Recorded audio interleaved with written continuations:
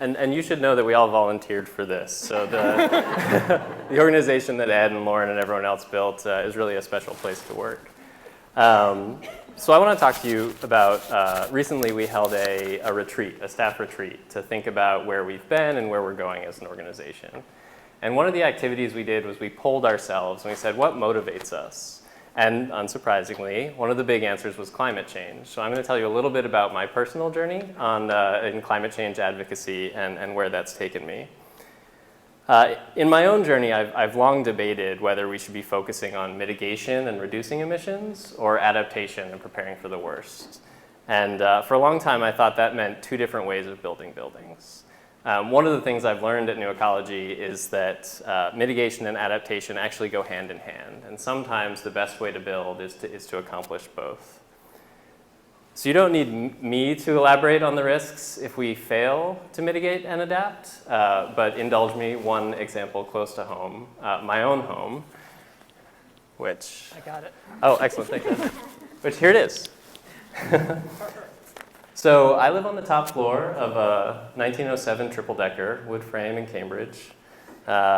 Original windows, no insulation, no active ventilation, but lots of passive ventilation.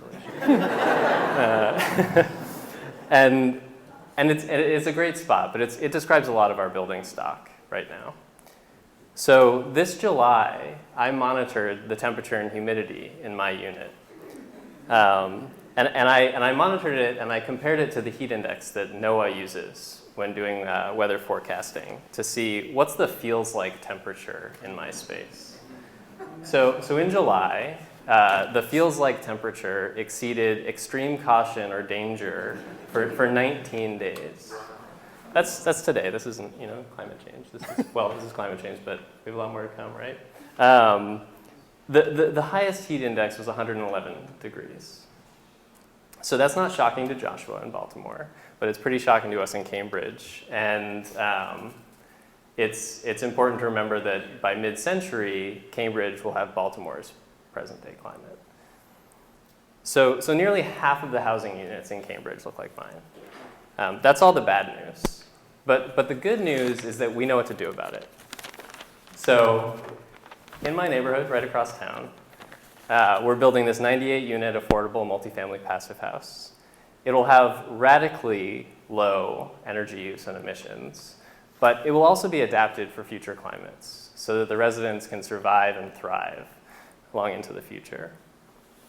And success isn't limited to new construction.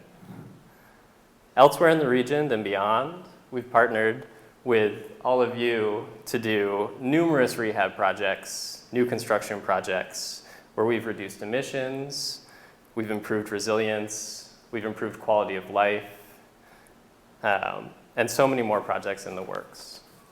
So my message is, it's not mitigate or adapt, let's do both. And I just want to thank you for your leadership enabling us to do this good work.